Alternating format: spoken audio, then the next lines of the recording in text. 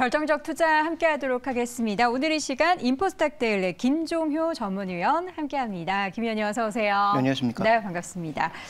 자, 우리가 오늘 네이버와 카카오 이야기를 해보려고 하는데요. 네이버도 많은 우리 개인 투자자분들이 가지고 계시겠지만 카카오 하면 정말 많은 개인 투자자분들이 투자를 해서 국민주라는 별칭이 붙을 정도였습니다. 국민주는 삼성전자도 있죠. 근데 지금은 두 종은 모두 근심주로 변했습니다. 오늘 카카오와 네이버가 동시에 함께 5에서 6% 상승을 하고는 있는데요. 과연 우리가 여기에 대해서 지속성 여부를 가늠해 볼 수 있을지 확인해 보도록 하겠습니다. 위원님, 근데 오늘 동반 강세에 어떻게 의미를 좀 부여해 볼 수 있을까요? 네, 5글자로 요약할 수 있습니다. 어떻게 해요? 기술적 반등. 의미 있는 건가요? 그러니까 그 이상의 의미를 지금 부여하기에는 조금 어렵죠. 일단 지금 하락하고 있는 이유 자체가 더 중요하기 때문인데요. 시장의 하락도 분명히 있지만 글로벌리하게 지금 가장 하락하고 있는 쪽을 보면 IT 세트가 전반적으로 무너지면서 IT 쪽이 다 지금 부진한 양상이고요. 그다음에 소위 이제 코로나로 인한 플랫폼 산업들이 대거 이제 올라오면서 그와 관련된 종목군들의 밸류를 굉장히 높이 줬다가 국내 카카오는 다 아시는 것처럼 이 내부적인, 그러니까 국내 내부적인 그런 압력으로 인해서 한번 주가의 레벨 다운이 있었고 그다음에 지금 글로벌 플랫폼 전체가 계속 또 공격받고 있는 그런 측면이다 보니 그래서 최근에 뉴스 보신 분들은 아시겠지만 메타도 결국은 참지 못하고 사람들을 감원하는 그런 추세로 가고 있다라는 점을 고려해 봤을 때 경기의 탄력 둔화로 인해서 당연히 할인율이 높아지면서 이런 종목군들의 밸류는 낮아질 수밖에 없고 그다음에 비용은 올라간 상태니까 이런 올라간 비용을 쉽사리 통제하지 못하고 있는 그런 국면에서는 자연스럽게 조정이 좀 나타날 수밖에 없는 그런 구조적인 문제. 그러니까 이런 구조적인 문제로 인한 하락에서 오늘 반도체 종목과 더불어서 소위 낙폭과대주들의 강한 기술적 반등이 나타나고 있다. 물론 이런 기술적 반등에 또 하나 기여하고 있는 것은 그동안 꽤 많이 늘었던 이런 공매도 세력들도 오늘처럼 반등이 강하게 되면 자신들의 물량을 좀 일정 부분 수익을 고정하고자 하는 그런 수요도 나타날 수 있다는 점에서 기술적 반등은 비교적 강하게 나타나고 있다라고 볼 수가 있습니다. 네. 앞서서 5글자 기술적 반등이라고 정리해 주시고 나니까 우리가 오늘 결정적 투자에서 과연 네이버 카카오를 얼마나 깊이 있게 봐야 하는지가 좀 걱정이 되는데 사실 그동안 팬데믹 사이에 핫했던 그런 섹터군 중에 사실 네이버 카카오가 그 수혜를 톡톡히 받았잖아요. 온라인 시장에서 굉장히 독식을 하면서. 근데 지금 어쨌든 리오프닝이 되고 나서 그럼에도 불구하고 우리는 쓰고 있긴 하거든요. 다양한 걸 이용하고 있고. 근데 실적이 좀 부진해졌다라는 것은 그전에 워낙에 좋았기 때문에 지금 조금 빠진 건데 실적 부분을 좀 생각해 보자면 우리가 이제 반대로 기저효과라고 하는 것 그 반대로도 지금 상황이 이렇게 안 좋은데 이만큼 한 거 선방 아니냐. 이렇게 좀 봐줬으면 좋겠는데 그러지는 못한 것 같아요. 일단 시장의 눈높이가 낮아지고 있는 것은 아까 말씀드렸던 그런 구조적인 부분. 성장은 제한되어 있는데 비용이 올라오면서 수익이 전반적으로 줄어들 것이다. 그런데 이게 일시적이지 않고 조금 이어지지 않을까. 왜냐하면 지금 성장 모델들이 상대적으로 제한되어 있는 상황이잖아요. 카카오는 당연히 논란이 많긴 했지만 자회사들의 상장을 통해서 이 머니타이징을 통해서 계속 회사가 성장하고 있던 중이었고 물론 이 안에서 CEO들을 포함한 임원진들의 그런 불공정한 거래들 이런 것들은 당연히 비난을 받아 마땅하고 여전히 계속 비난받아야 되지만 어쨌든 카카오의 전반적인 성장 모델 자체가 글로벌 시장의 전반적인 반등 또 플랫폼 기업들의 전반적인 성장 기대감 이런 것들을 반영해서 올라왔던 것이었는데 이 기대감은 지금 정부의 압력 때문에도 꺾였지만 전 세계적인 금리 상승, 인플레 이런 것들 때문에도 훼손되고 있죠.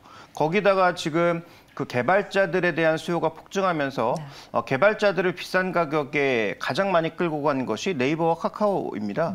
그러다 보니까 자연스럽게 인건비 증가를 비롯한 여러 가지 불안 요인들이 지금 복합적으로 작용하고 있기 때문에 이런 구조적인 흐름이 2분기에 끝나는 것이 아니고 하반기에도 조금 이어질 수 있지 않을까라는 불안감이 최근 뭐 증권사에서 목표가를 낮추고 있는 가장 요인이 되고 있는 것이고요. 네.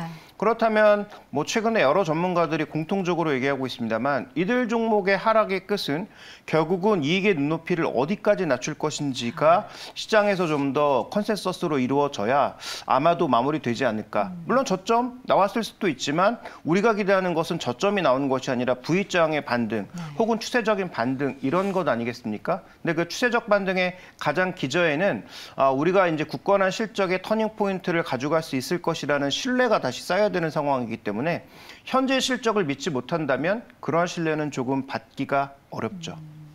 지금 네이버도 그렇고 카카오도 그렇고 어쨌든 온라인으로 기반으로 하는 거는 비슷하지만 실적을 좀 뚜껑을 열어보면은 조금 다르거든요, 구조가. 근데 항상 같이 뭔가 포털이라는 그 역사의 흐름? 애초에 시작이 그렇게 돼서 똑같이 나가는데 지금 카카오 같은 경우는 사업 영역이 그 광고 말고도 굉장히 다양해지고 있잖아요. 네. 그러면 네이버보다 상대적인 매력도는 조금 더 있는 거 아닌가? 뭐 보시는 분들에 따라서 다 네. 다르겠지만 저는 네이버는 말 그대로 구글을 좀 지향하고 있다고 그쵸. 판단하고 있는데요.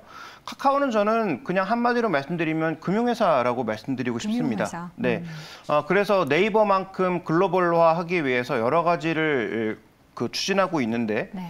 지금 그 안에서 그 카카오뱅크라든지 카카오페이라든지 그다음에 지금 아직 뭐 상장하거나 시장으로 두각된 것은 아니지만 두나무를 비롯해서 그라운드 X를 통한 가상자산까지 연결하는 네. 그래서 글로벌 시장에서 일종의 금융 플랫폼으로서 역할을 하고 싶은 것이 저는 궁극적으로 카카오의 목적이라고 보고 있는데요. 지금 그런데 그쪽으로 가기 위한 그림들이 굉장히 불확실한 부분들이 많아졌잖아요. 대표적으로 가상통화의 변동성이라든지 그다음에 지금 네이버 그 카카오뱅크에 대한 시장의 굉장히 낮은 평가. 뭐 이런 것들을 고려해 봤을 때 과연 글로벌 진출을 위한 카카오의 노력이 컨텐츠와 그리고 이 금융 플랫폼이라고 하는 두 가지를 방향으로 가고 있는데 그 두 가지의 방향이 뭐 궁극적으로 맞을지 몰라도 단기적으로는 지금 굉장히 어려움을 겪고 있지 않느냐 이런 부담감을 겪고 있는 상황이기 때문에 상대적으로 글로벌 진출도 이뤘고 그 안에서 새롭게 쇼핑 플랫폼으로 거듭나려고 하고 있는 네이버와는 약간의 궤를 달리하고 있다. 그래서 규제 안으로 들어간 카카오 금융회사로도 한 발 다가가기 위해서 스스로 규제 안으로 기어 들어간 카카오보다는 그걸 택하지 않고 네이버 페이 같은 경우에는 한 발 뒤로 빠져서 네이버 파이낸셜은 여전히 이익을 내고 있는 회사로 가고 있다는 그 방향성의 차이. 이런 것들이 현재 구간에서는 아마도 두 종목의 그 밸류 차이를 좀 가지고 있는 것이 아닌가 이렇게 좀 봐야 될 것 같습니다. 네, 두 종목을 이제 같은 종목군으로 묶기에는 워낙에 그 내부적인 사업 영역들이 굉장히 많이 달라지고 있다는 것을 항상 우리가 인지해둬야 할 것 같고요. 카카오 내용 관련해서는 최근 전해지고 있는 소식들이 굉장히 많습니다. 지금 카카오 모빌리티 매각 관련한 내용을 보니까 지분은 일부를 보유하고 우리가 그 플랫폼을 유지하겠다니까 완전히 매각하지는 않고 뭔가 유지하면서 뭐 수익만 배분한다라는 그런 구조인가요? 이게 좋은 건가요? 원래는 이제 전부 팔고 싶었는데 왜냐면 아까 말씀드렸다시피 카카오의 성장 모델은 계속 자회사들을 IPO해서 그 돈을 바탕으로 지속 성장을 하는 방향으로 나갔었는데 지금 뭐 시장 분위기상 IPO에서 돈을 제대로 끌고 올 것 같지도 않고 그다음에 지금 이대주주를 포함한 소위 재무적 투자자들에게 무언가 선물을 줘야 되는 시점에 다가오고 있기 때문에 그래서 얼마 전에 이 카카오뱅크를 포함한 이런 관련주들, 카카오페이를 포함한 관련주들 같은 경우에도 지분 문제 같은 것들이 뭐 물량으로 나옴으로써 굉장히 부담을 많이 받지 않았습니까? 그러니까 이런 여러 가지 부담들을 고려해봤을 때 결국은 뭐 파는 것이 맞다라는 방향성을 가져갔는데 뭐 내부적인 반발이 워낙 심하고 그다음에 이렇게 갔을 때 아예 매각 자체가 또 흔들릴 가능성이 있다 보니까 그러면 이 반발을 최소화하기 위해서 카카오 모빌리티라고 하는 플랫폼은 유지한다. 그다음에 일정 부분의 지분을 가지고 사업 협력을 이뤄나간다. 즉 카카오 마크가 붙어 있으면 최소한 사람들이 카카오라는 어떤 그 브랜드에 대한 인지도, 신뢰도는 가져갈 수 있지 않겠느냐라는 그런 기대감으로 지금 MBK와 매각을 시도하는 것으로 볼 수가 있는데요. 지금 뭐 시장에서 한 8조 정도를 예상하고 있는 양상이니까 앞으로 카카오가 아까 말씀드렸던 금융 플랫폼의 완성, 그다음에 컨텐츠 플랫폼의 완성 이런 것들을 가져가기 위해서는 돈이 많이 필요합니다. 근데 아시는 것처럼 카카오는 내부적으로 그렇게 현금이 많은 기업은 아니기 때문에 또 그동안 계속 IPO를 통해서 추가적인 자산을 계속적으로 증식해 나가는 과정에서 계속 성장해 왔기 때문에 결국은 뭐 가장 지금 상장하기도 쉽지 않고 그런데 팔면 가장 많은 돈이 될 것 같은 카카오 모빌리티를 매각하는 그런 방향으로 선택할 수밖에 없었던 것이죠. 네.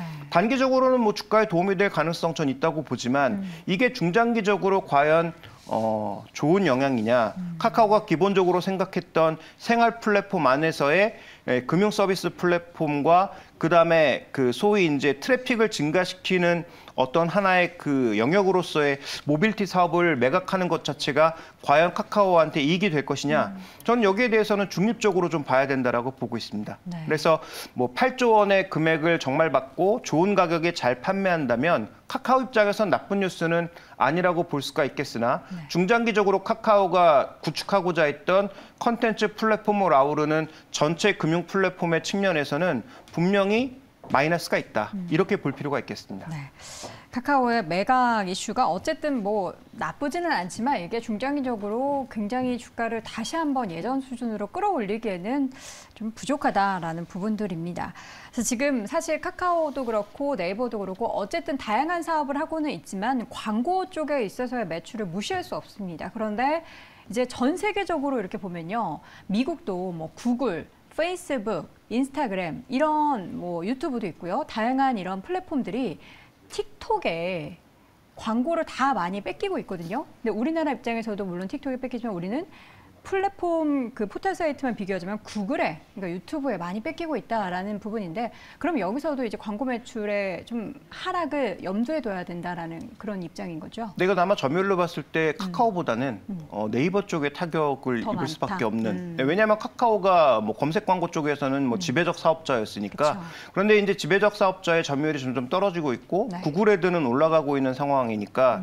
근데 이건 뭐 시대적인 변화에 어쩔 수 없는 부분이다. 예를 들어서 그 네이버 TV라든지 네이버의 동영상 플랫폼이 만약에 경쟁력 있게 성장했다면 구글의 그 유튜브의 이런 적극적인 대응에도 어느 정도 영향을 덜 받았겠죠. 네. 그런데 아시는 것처럼 뭐 네이버 TV는 거의 뭐 실패작이라는 평가가 나오고 있는 양상이기 때문에 현재 이렇게 유튜브 쪽으로 기울어지고 있는 전체 컨텐츠 판도를 뭐 네이버가 쉽게 바꿀 수 없는 그런 구도다. 그래서 단순하게 우리가 예전에 글자로 검색하고 이런 걸로 검색하는 그런 시대와는 좀 달라졌다라는 평가가 있고요.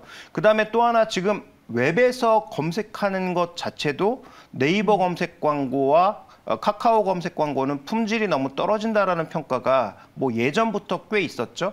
그래서 웹에서도 경쟁력이 상당히 떨어지고 있고 그다음에 구글 애드를 포함한 유튜브 플랫폼에서의 어떤 그 광고 이런 것들은 뭐 카카오 TV나 네이버 TV, 네이버 동영상 플랫폼이 확연하게 지금 차이를 보이고 있는 양상이기 때문에 네. 아마도 이쪽에서는 앞으로 구글의 어떤 힘이 더 강해질 가능성이 높다라는 측면에서 보면 이쪽의 성장은 차라리 카카오는 카카오 비즈톡이라든지 이런 쪽으로 좀 커버할 수 있는 부분, 성장할 수 있는 부분이 있는 반면 네이버 쪽은 타격을 받고 있어서 그렇다면 네이버 쪽에서는 네이버 파이낸셜과 연계된 그다음에 네이버의 지금 스마트 스토어와 연계된 이런 여러 가지 추가적인 광고 요소들을 어떻게 잘 풀어낼 것인가가 관건이다. 결론적으로 광고 쪽에서는 네이버의 타격이 일부 있다. 이렇게 볼 수 있는 상황입니다. 네, 전반적으로 이제 증권가에서 네이버도 그렇고 카카오도 그렇고 목표 주가를 내려잡는 데는 그만한 배경이 있었는데요. 뭐 이게 하루아침에 사실 달라질 부분은 아니기 때문에 우리가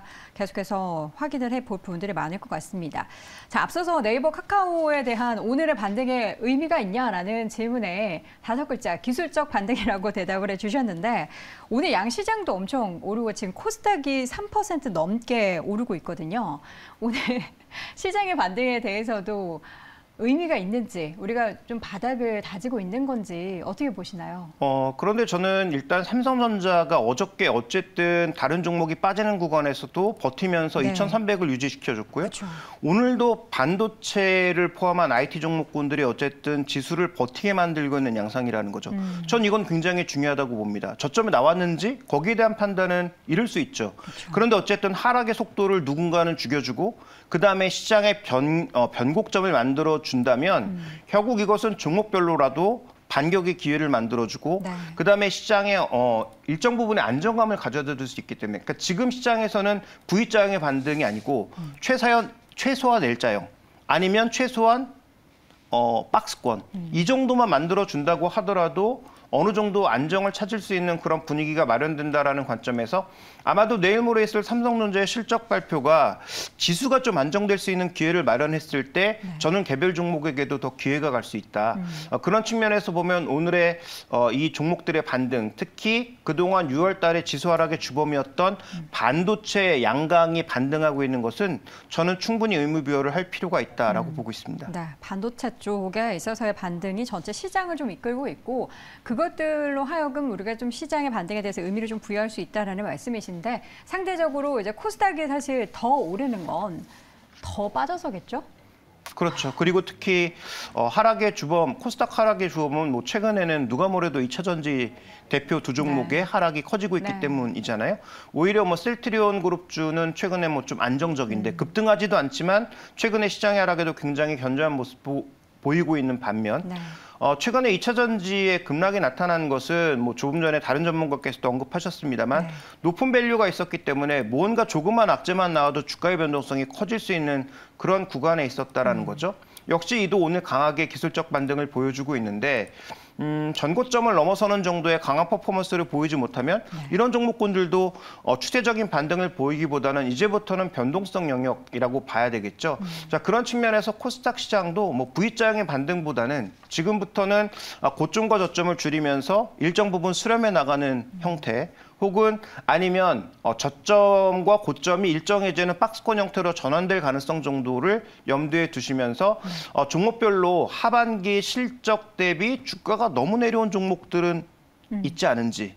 그래서 아까 전문가분께서 제가 최근에 뭐 좋게 보고 있는 PSK를 말씀해 주셔서 저도 뭐 개인적으로 놀랐는데 그런 종목군들을 잘 찾아내는 그래서 시장이 빠지면서 나는 실적이 그렇게 나쁘지 않은데 시장이 빠지니까 함께 떨어진 종목군들을 지금은 솎아내는 전략이 코스닥에서는 필요하다라고 보고 있습니다. 알겠습니다. 정답은 뭐 결론적으로는 실적을 봐야 합니다. 실적은 나는 좋은데 시장이 빠져서 함께 하락했던 종목군들에 대한 옥석 가리기 지금 필요한 시기라는 이야기 전해드렸습니다. 한 가지만 더 언급드리자면 지금 실적 대비해서 많이 빠진 것도 중요한데 주가의 밸류 위치도 굉장히 중요하다. 그래서 최근에 나타난 오리온의 반등이라든지 이런 종목군들의 반등은 제가 이 시간을 통해서도 말씀드린 적이 있습니다만 이 종목이 히스토리컬 밴드 하단의 부분에 있었을 때 좋은 재료가 나오면서 갑자기 튀어오른 거거든요. 그래서 한 가지를 더 고려하신다면 주가의 그 위치가 어디에 있는지에 대해서도 좀 고민이 필요한 부분이다라는 점도 더불어 말씀드리고 싶습니다. 알겠습니다. 자, 이렇게 해서 오늘 시장에 대한 코멘트까지 들어봤습니다. 결정적 투자의 시간 인포스탁 데일리 김종효 전문위원 함께했습니다. 위원님 고맙습니다.